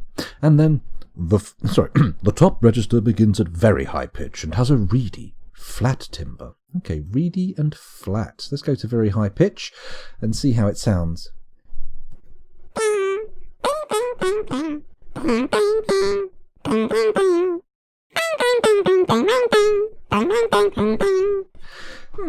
Well, I feel like it's not the greatest of musical instruments, but it's the first time I've used my pitch shifter when doing something, so the Zusmo will go down in history as being the first pitch-shifted scoundrel instrument. Very exciting. It's not as good as a lick, though, because a lick has a sexy name. Oh, a crystal glass mooey. It's a mooey. Very nice. Let's have a look at the mooey. 630. Interesting. This is a crystal glass mooey. The drum is made from crystal glass. The head is made from llama leather.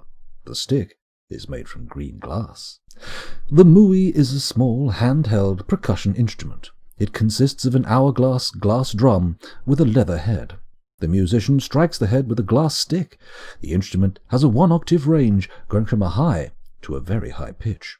Tuning is accomplished by adjusting the tension of the head. The instrument has an evolving, raspy timbre. I'm thinking it's kind of like a snare drum. Except it's glass, so...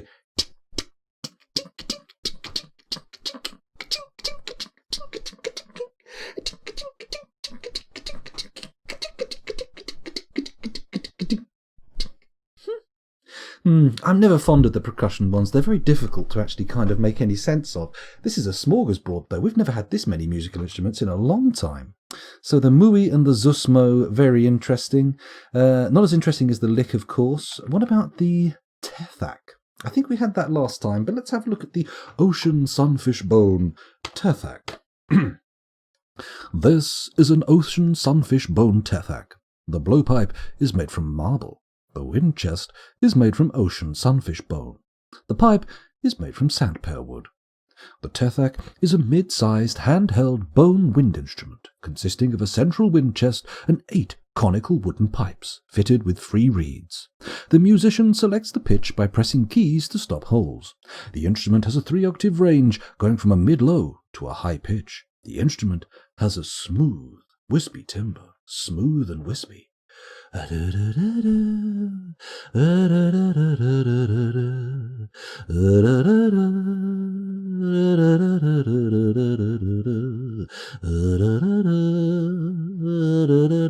know why I'm using...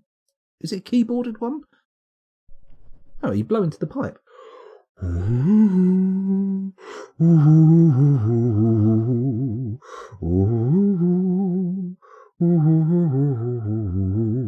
I like it. It sounds good.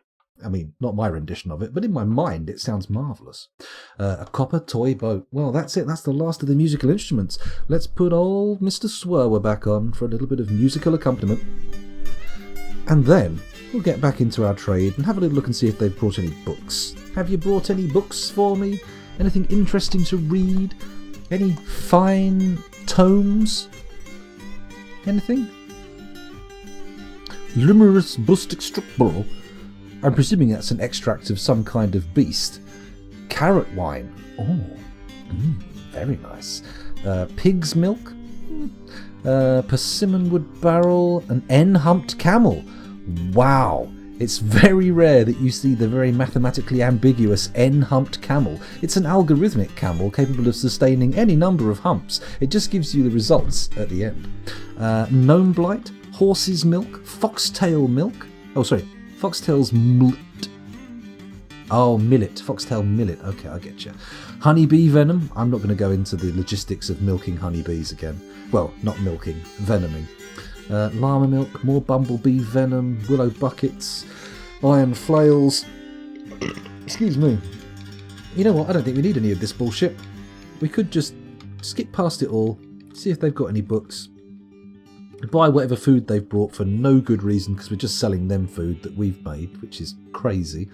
Food for food. Food for the food god. Skull for the skull throne. Doesn't work. It's not the same. Longland flour. Echidna leather bag. Aren't echidnas sort of like spiny, like hedgehoggy, porcupiney type creatures? Or am I crazy?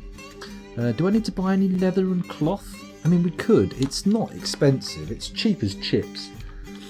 Let's do it. Ooh, that one's a bit more expensive. Holy shit. It's okay. It's okay. We can afford. In fact, we don't really need leather so much as we need cloth. It's not like we're short of dogs to make leather out of, right? Cruella de Vil, Cruella de Vil. We watched 101 Dalmatians the other day. It's quite impressive. Not the fact that I watched it, the fact that it was animated so well so long ago. Lead figurine of a forgotten bust. Rope reed amulet, iron bolts, silver arrows. Shoot that silver arrow up my ass. Rose cut harlequin opals. Large cushion font yellow diamonds. Oh, we can buy some diamonds. I don't care about diamonds though. Shine bright like a diamond. Buy some seahorse. Apparently, in Chinese herbal medicine or Chinese traditional medicine, gives you bonus. I am yet to come across any traditional Chinese medicine related to anything other than giving people bonus. I mean, they must have other ailments, because like 50% of the people on the planet don't give a shit about not being able to get bonus. Probably more than 50%, right? But hey, who am I to judge? Who am I to judge? Great horned owl leather backpacks, wombat leather quiver. Wombat leather quiver, that sounds like some kind of sex move. I'm gonna pull the wombat leather quiver on you. Please brace yourself and make sure both your feet are planted firmly on the ground. We don't want your guts falling out. One humped and two humped camel cheese. Sadly, no cheese from the infamous N-humped camel. Sad, very sad. Looks like we don't... Oh, we've got scrolls. Got a scroll. Has that got anything on it? Anything exciting? This is a badger parchment scroll. The rollers are made from cobaltite. On the item is a finely designed image of a maple in tanzanite. Oh, okay. Images. Normally we get stories and books and academic tomes. It's very rarely pictures, but okay. A walnut wood alla drum. Oh, we've not seen an alla before. Exciting. Ah, an ocean sunfish bone lick stick. Let's just revel for a moment in the potential double entendre. Very nice. Okay, that's good. And then these parchment sheets, not so exciting. Well, did I actually buy anything? I bought some cloth, didn't I? Should we trade? Let's do it. Are you sure you want to trade the selected goods? Yes, I am. Isun seems pleased with the trading. I should hope so too. Right, there we go. Right, so Sal, no longer required at the depot, and me, probably going to get banned from Twitch for clapping into the microphone like some kind of scrub noob. Oh well. Let's have a little look at the chat and see what went on during that. I work for a US company, says Weirus. Ah, I see. Very exciting. Not a Reaver, surely. It sounds like the hum of a power station. That's probably what the ceramic block sounded like in IRL, so to speak. Well, INRL, in not real life. You know what I mean. It's the instrumental interpretations that are your speciality. I know, it's one of the... it's like finding a cherry in a cake you expected to find raisins in. I think people come to my stream and they're like, oh, watch this guy. He's not very good at playing Dwarf Fortress, but he's talking. That's the main thing. At least I won't be bored for too long. And then I start doing the musical instruments and they're like, oh, I think I might need to loosen my undergarments. This is getting pretty fucking sexy. Heavens above. Oh, squeeze me, Marjorie. This guy's making me really excited. Because, of course, that's what people say. Squeeze me, Marjorie. Where are we going down here? Is the name Asmoro, which is human for squat. Oh, a squat. A little poopy manoeuvre. Pretty sure that is the device they made 70s horror sounds from. Oh, I don't know what one that is. I'll have to check that one out later on, see when that popped up in the chat. Pitch Shifter is a great addition to my favourite part of your streams. Oh, I'm glad you like it. Let's have a little quick reprisal. Reprisal? That doesn't sound good. A reprieve. Reprieve? That's not even right either, is it? My pitch shifter brings all the boys to the yard. Oh. Does anyone remember the band Pitch Shifter? I remember liking them, but I can't call to mind any of their songs. I remember when you bought one of their albums, it came with all the sample stems and stuff that you could use on a mixer to recreate the album. It's an unusual move back in the day. Where are we going on? Weirus will allow it. That's good. That's good. Is that not just a no-humped camel with the vowels removed? Oh, Fuzzy Logic. Allow us to dream. Give us a moment in the fantasy land that allows an N-humped camel. Don't come here with your reality, you autumn person. Oh, dear. Or it could be a one-humped camel with the vowels removed. It's true, it could be a one-humped camel. But I prefer the idea of the N-humped camel. It's good. Squeeze me, Marjorie got me laughing. Well, it would make you laugh even harder if Marjorie was squeezing you. She's a real squeezer. Scoundrel looks really skinny. Not sure about that. If I stood up, it would be like the beginning of Star Wars. Ignore Darth Vader. Except it wouldn't be the ship going on longer and longer forever. It would just be like going wider and wider and wider. Until eventually it's just all gut. It's full of gut. Mind you, that's not Star Wars. That's 2001 Space Odyssey. Okay, so have we allowed have we allowed Sal to leave the old trade depot? Is Sal alright? She's not here tonight, is she? She was streaming earlier. She's okay, isn't she? She's fine. Stop worrying. Do we need to move all the goods to and from the depot? I feel like the shit we bought will get moved, won't it? Yeah. Fuck it. Who cares? It's a shame they didn't bring any grazers. It'd be nice to be able to get a little bit of grazing going on, but sadly it looks like that was not to be. It means nothing to me. Oh, Vienna. I've got to stop it. I'm dancing on the edge of a copyright strike. So, we need to open the gates when they want to leave, which leaves us vulnerable, not to an incursion from undead, but more to having our dwarves blithely wander out of the fortress, which is not something I'm keen to see happening. Ah, look, they're bringing out all of our cloth. There we go. That's good. Let's go down and check out how the adamantine mining's going on. Meh. Very much meh. Let's dig out the in-between elements. I mean, ultimately, we're going to need to do the entire freaking room, aren't we? So let's not bugger about. Let's not play silly buggers. Let's just do a massive, great big run, priority 2, all the way across here. Bosh. I mean, what's the worst that could happen? I mean, yes, we could lose all of our miners. That's the worst that could happen. Be good. An N-humped camel. Why not an Nth humped camel? Infinite hump. Oh my good. Good. Sehr gut. Yeah. Yeah, sehr gut. An infinite hump. Is that one hump reaching of infinite height? Or is that an infinite number of humps indicating an infinitely long camel? Either way, it's going to be tricky to get through the eye of a needle. There's no doubt about that. Any camel. You could probably drip some camel spunk and push a little camel egg through the eye of a needle. But I feel like if you're doing that at the gates of heaven, St. Peter's going to be like, alright, fucking smart ass, you're going to hell. Goodbye. And how on earth did you get that up here? That's an illegal good in heaven. And they'd be like, what? No camel spunk in heaven? What is the world coming to? Excuse me, I seem to have had a bit of a moment, a bit of a turn. I'm just going to have to gather myself together for a second. Got overexcited thinking about camel spunk. Where were we? we were trading, and that was it. That's the entirety of the stream, getting rid of the flames and trading. My goodness, we've done nothing. And I've been streaming for an hour and a half. This is insane. Would an imaginary numbered hump camel be pushing it? Interesting. I forget the exact definition of imaginary numbers, but why not? If we can think about infinitely humped camels, maybe we can have imaginary numbered camels. Who knows?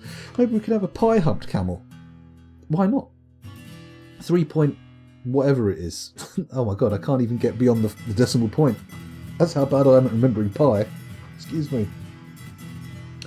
Could be covered in many little humps, and the guys who named it were like, no, I'm not counting. That's true. That's true. That could be the case. It does feel like a bit of a cop-out though, right? I feel like a defining characteristic of a camel is the number of humps it has. And if your job is to define the camels, and you go, infinite humps, I feel like you're copping out there. You're not fulfilling your duties to the best of your ability. You're being somewhat of a slacker. You're a slacker, McFly.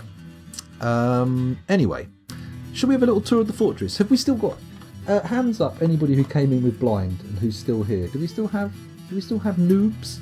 Do we still have relatively inexperienced viewers in the chat?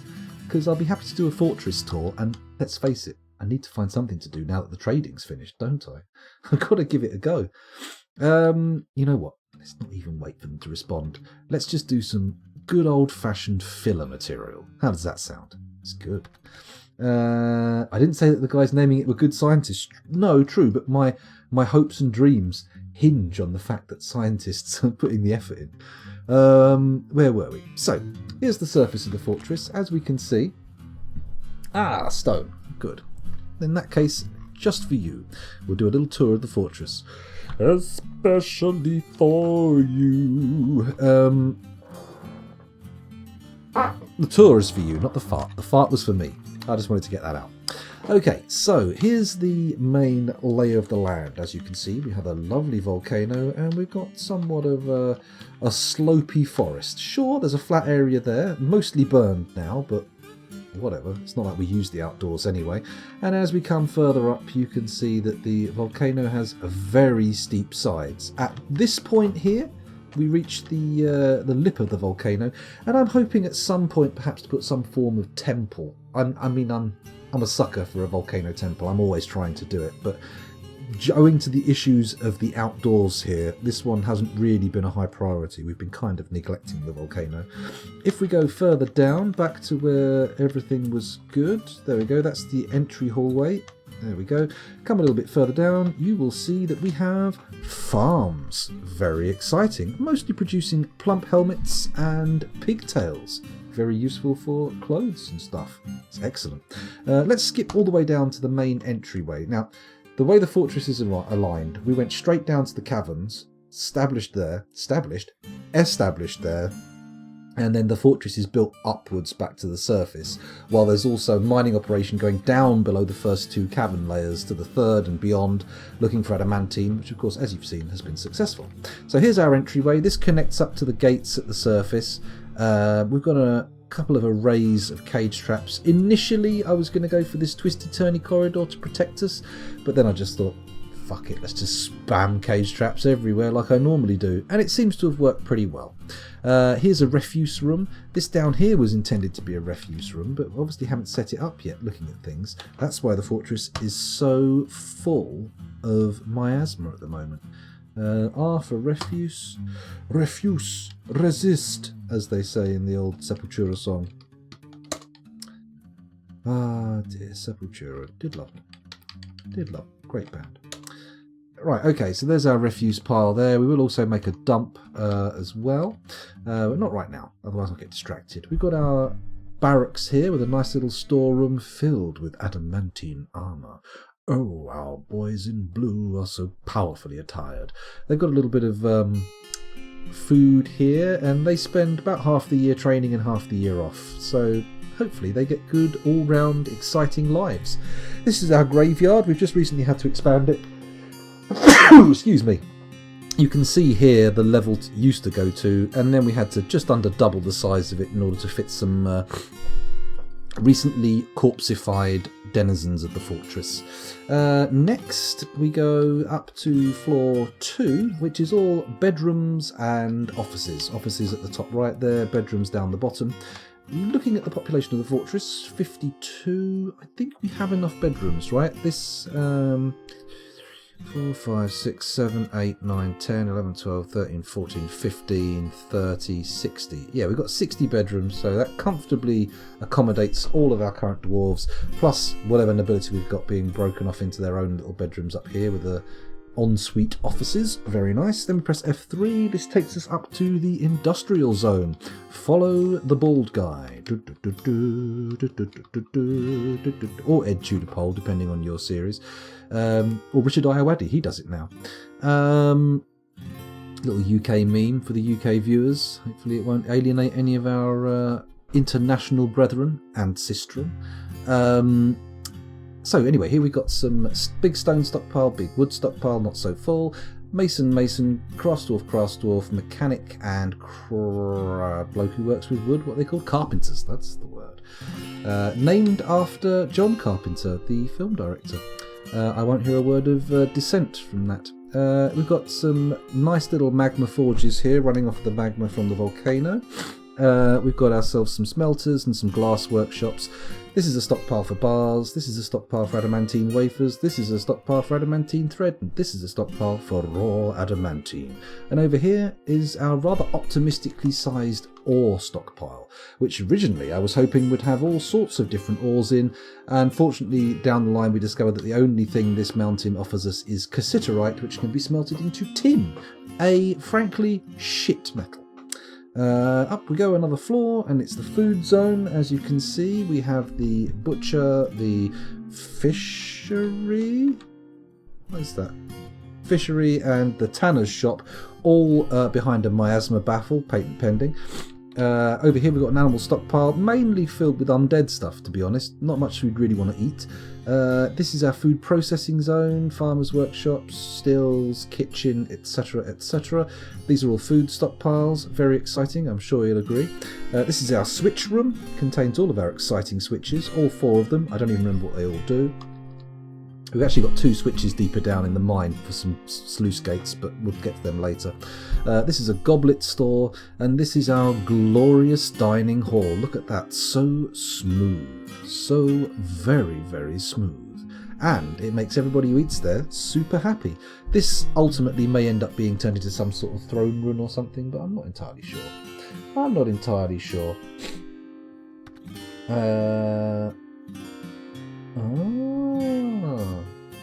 The lottery switch room, that's right. One of them starts the balls rolling, the other one opens the gates.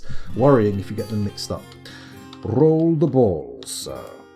Anyway, where were we? Is this F4? This is F4. So F5 leads us up to the segregated and unsegregated stockpile rooms. This one's just any old crap, and this one is more about keeping an eye on the numbers of things we have that we might want to keep an eye on the numbers of. Coffins, floodgates, tin bins, weapon racks, etc, all that kind of stuff. Statues, you get the idea. It's all very exciting. Mechanisms, tables, chairs, blah blah blah.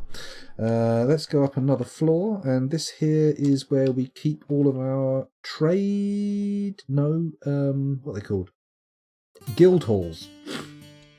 Looking at the current guild halls, there's still quite a bit of engraving to do on this one, which means we've got to leave the smoothing a bit later. If I make it priority 4, we smooth this one nicely, and then once the smoothing has been done, that's mining, scoundrel, that's not smoothing. That's how you end up with a bigger, less functioning room. Okay, we've got to get rid of all of this shit and redo it. There we go. Now we smooth. There we go. And then once that's done, we can do the engraving as well. I can't remember what kind of halls these are. This one is what is it? That's a metalsmith's workshop, and this one was just recently requested, but I can't remember who requested the guild hall. It's a bit of a disappointment. Is there finally a screen that shows requested guild temples that aren't complete yet? Oh, Weirus, if only. If only. In the Fortress of Bowel Cudgel, we have the Natural Dell, the Sepia Fog, the Grove of Defence, the Sabre of Strife, the Avalanche of Granite. However, the ones that have been requested, no idea. I think it might be another Metalsmith's Guild hall. We've got 2 Farmers' Guilds. We've got an Armourer's Guild, a Weaponsmith's Guild, and a Metalsmith's Guild. Other than that, I'm not entirely sure what the other options are. I mean, any guild, basically, but it's all good. They're all pretty good. They're grand guild halls, apart from the Armourer's Guild hall. Why is that not grand? Huh. Question mark? Guild of Silver. It's over here, isn't it? This one or this one? We'll figure it out. Down here's a hospital. Looks like we've got a lot of very sad lads in the hospital. Not very happy at all. Imush Tuaracted, the Armourer, having a rest. Northwesterhausen, or Nick as he is also known. Who else we got here? What's this? Kubuk? Interesting. But not interesting enough to stay me from my tour. Up here we've got the Textile Zone and the Gem Processing Corridor, or whatever we want to call that. We've got the jeweller there, he does all his stuff in these rooms. We've got looms, leather workers, clothiers' workshops, etc. And all these stockpiles are the various inputs over here, and these are the outputs, hopefully big enough to be suitable for storing all of the clothes that aren't being used in the fortress, and giving us a place where dwarves can come to collect what they want. Oh, thank you very much for the follow there, much appreciated. See, I'm getting better at this, not calling people up in chat just because they followed. It's good. It's a very good strategy. It's politeness and play. And then the last thing that I forgot to mention is up here we have a combined grazing area and sand collection zone. Very exciting, I'm sure you'll agree. Unfortunately, all of our cows starved to death before we could butcher them, so we're probably going to end up with a bit of a stink. Oh no, now they've all reduced to skeletons already, so hopefully all of the stinky mush has rotted away. Nice. That's a forbidden stray cow skeleton. Not happy with that. I wonder if someone went berserk up there. It's possible. It's possible.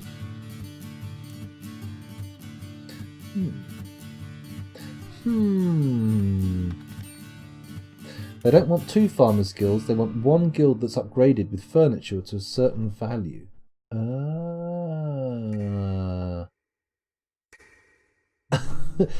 Dave, you stirrer. Oh, we've got a lot of... it's man-machine learning to see followers. Oh, excuse me, having a little guff there. Apologies.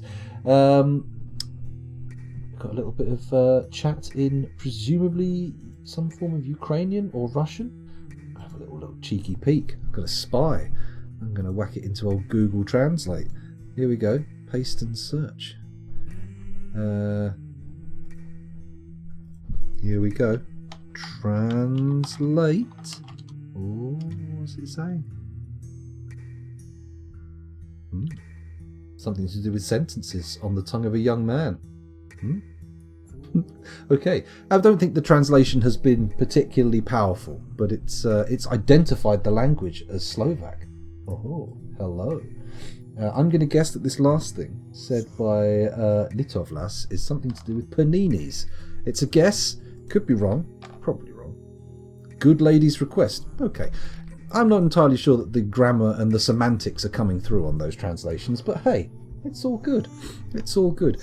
How long have we been going for? 1 hour and 42. It's 1:52 in the morning here. I might need to take a break in a moment. Hopefully you won't begrudge me a little bit of a step away. Bear with me. How's everything going here? Oh, sorry, I got distracted. I was on different screens. So what are we doing now? What's the next step in the fortress? Where have all the traders gone? We didn't open the gates to let them out, but they're not there anymore. Are they buggering around in our fortress? That's not ideal, is it? Let me just put the military alert back on, then we'll open the gates and let them leave. That's probably the best bet. Probably the best bet. Add poll now. There we go. And then we unpause. vanished. It does seem that way, doesn't it? Ah, look at all those dogs. It's good to know that we're not going to starve once all the cows have died. Still plenty of doggos. Speaking of which, let's have a look at the animals stockpile. Chick Norris is still alive. I can't believe that thing's still kicking. Literally. Amazing, powerful blue peacock. Kicked someone's head in. Actually killed, who did it kill? Like a zombie or a forgotten beast or something? Whatever it did, it was a very, very impressive kick. Stray dogs, got a donkey, it's milkable, right? Donkeys milkable? I'm presuming they are.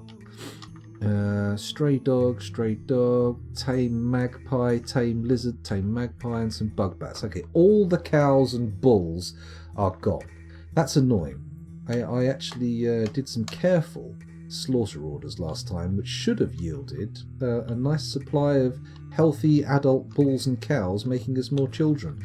But unfortunately, it seems to have not happened fast enough, and they all starved. Dear oh dear. The killer peacock was like, I think it was the very first episode, actually. We nearly got wiped out on the first episode because I wasn't dealing with the undead and fortifying us quick enough. But we made it. We made it in the end. Excuse my nose, it feels like my hay fever's kicking in, which is not a good sign. Could end up causing trouble for the stream. I'm also not seeing anybody leaving the fortress just yet. Are all our traders still here, or...? Yep, they're still here. Okay, they've all come to hang out in the fortress. I suppose that's relatively okay. Ah, looking here, they appear to be heading out, or am I misjudging? No, they seem to like hanging around in our decommissioned refuse pile, which, you know, it's been decommissioned. We're not adding any further refuse to it, but it does seem like it might be the least optimal place to hang out in the fortress. I'm going to go and get some tissues. I'll be back in a second. Just got to blow my nose.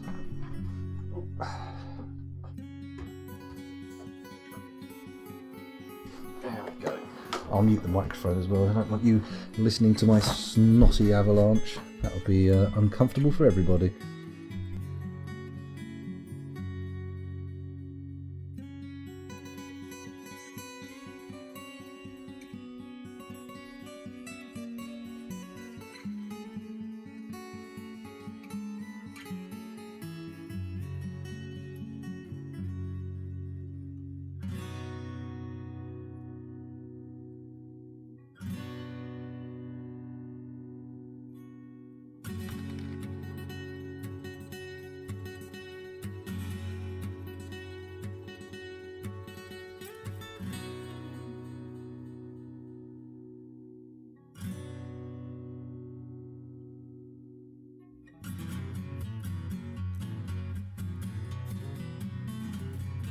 And there we go, I'm back again.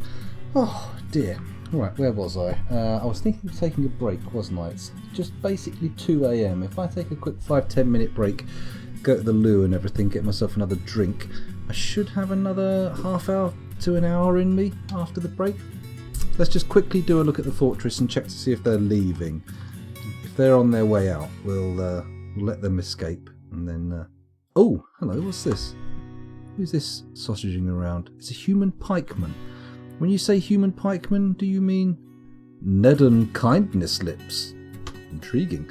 Does that mean he came with the traders, or is he an undead or some kind of experiment trotting around? Because we've had a few sunless slayers mucking about, and they're not ideal to have in the fortress. Let's go down a few floors, just see if we can spot the traders on their way up the stairs. They might be. They might be, they might not be.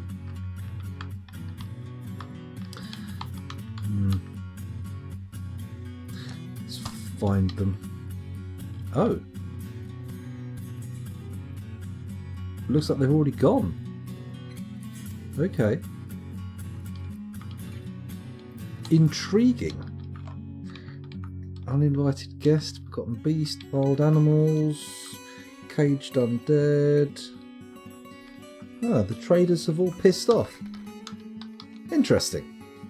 Here's me thinking they were still around, and nope. Not at all. Not at all. Right, where's the lever? Let's close the main gate on the surface and pull. Now, excuse me. And then we'll go up to the surface and watch that shut. Presumably this is some sort of horrible intruder. Maybe I should follow them? Let's give them a follow. I'm pretty confident the gate is going to shut, so we'll follow this lad down, see if he gets caught in the cage traps, and if he does, well, happy days. Yet another caged enemy. It's good. It's very good. He's phased through the bridge. Yes, Shin Guards, we're currently on an alert to stop people going up and going out of the base. In a minute, I'm going to turn that off once the gates are shut, but I just want to follow this cat downstairs. Not a literal cat, like a vernacular, like it's a guy cat. And hopefully they're either friendly or going to get caught in the cage traps, but then I can turn the alert off. Because we don't want people running past a dangerous intruder, do we? Oh, that's a lot of cancel spam, you're not wrong. Come on, down you go, hurry up. This is 30 frames a second. How is it taking you so long to do a simple trip down a stairwell? Obviously you could go faster, right? Oh, here we go. We're getting into the fortress zone. Take me to the fortress zone. He's nearly there. He's nearly made it to the cage traps. He's almost there. Stay on target. Stay on target. You've disabled your targeting computer. Sorry, getting a little bit too quotey there. A little bit too quotey. Come on. You can do it. Step into the cage trap. Get captured. 21 frames a second. Looking at the speed he's moving at, I feel like maybe there is some kind of undead shenanigans going on. Just because I feel like he'd be moving faster at 21 frames a second if he wasn't pulling along some kind of decomposing leg behind him, right? That makes sense. Thank you very much for the follow. Much appreciated. And here it comes. The proof is in the pudding.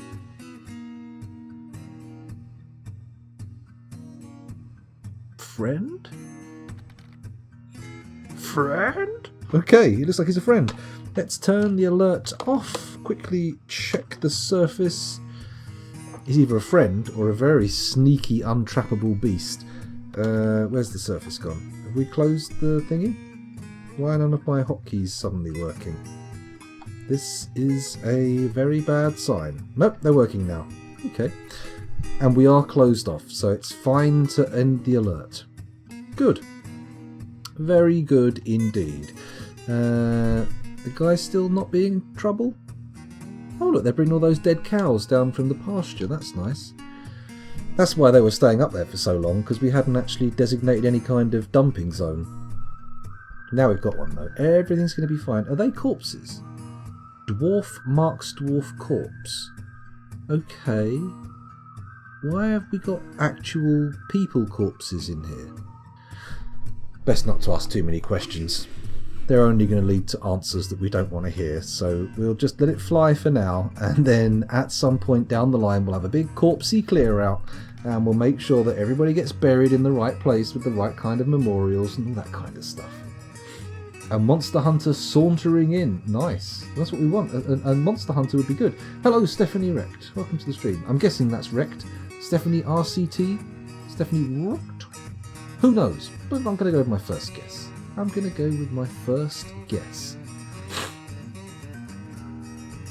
Okay.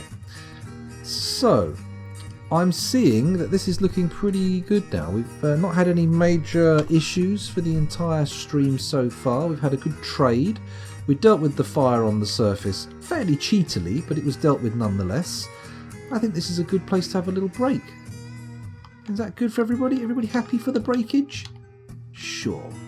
Sure we are. And to be fair, it doesn't really matter if you're not. That's still going to happen. Just remembered following is a thing. Well, not required, but much appreciated. It's very nice when people follow. It indicates an intent to watch again, which is good. More viewers is almost always a good thing. Of course, if they turn out to be arseholes, it could end up being a bad thing, but usually it's good.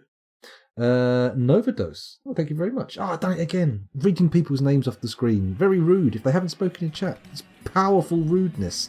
It's basically like slapping him in the face and saying, your mother is made of hot dogs and your father is a bag full of hair. Which is obviously an awful thing to say about people. Thank you very much. Much appreciated. You've definitely said something in chat, Littleblass. Thank you very much. Everyone thinks it's wrecked, so I'm going with it. No, well, there we go. I mean, when something happens like that, just roll with the punches and everything will be fine. It'll be great. Rough Rapaz, greetings to you too, sir, or madam, or dog. Corgi? Question mark? I'm guessing? Regardless, you must be one of those, surely. Anyway, let's quickly pause the game. Oh, first of all, I want to check the adamantine before we take a break, because it's going to be a pain in the arse if it's not working. Actually, it's looking pretty good. I'm not liking the look of all this red. Has somebody bled profusely all over? Of course they have. Of course they have. Vabok, Wind Ponder has put his blood all over the water, which is not optimal mining strategy. As far as I'm aware, most powerful, successful mining strategies do not involve using blood. I mean, obviously, using it inside the miners, excellent work, very good, sensible maneuver. But having it outside, external blood. Let's say external blood. Not really the greatest of maneuvers in a mine. Never mind. Let's put another row of channels in. And hopefully soon we'll be able to get down to that next layer. Oh god, it's taking so long. Thank god we got that early stuff out. If we were still just getting the first little bits out, I'd be so bored with it. Anyway, pausing time. Pausing time, we'll pause the game. And also the Simon Swerwer soundtrack, because in the break I'm going to play some music by my good friend, excuse me, oh, heavens above, I was about to cough and then I farted instead. Good lord. Substitution, sir. Because I'm about to play some music by my good friend, Sinister Elements, which hopefully you will enjoy during the break, and maybe you'll even seek his somewhat defunct SoundCloud out by typing !music in chat. We shall see. There we go. Oh dear, excuse me. Who am I to say what my name is, right? I suppose so. Technically, that's up to your parents, I suppose, in a way. I mean, not always, but often. Unless you're a D&D gnome, in which case every individual you meet must have a unique name for you. Very exciting. Anyway, let's turn the music on. I'm going to be back in about 5 or 10 minutes. Just have a quick break, make myself another hot drink, all that kind of jazz. And then when I get back, we'll do another hour, maybe half hour to an hour of Dwarf Fortress. I mean, I usually go till about 3, but we'll see how I feel when we hit that time. I will see you on the other side of the break. And those of you watching the YouTube video, you thought I was going to forget to stop recording again, didn't you? You thought it was going to be another 5-hour epic. No. Bye-bye, YouTube. Bye-bye.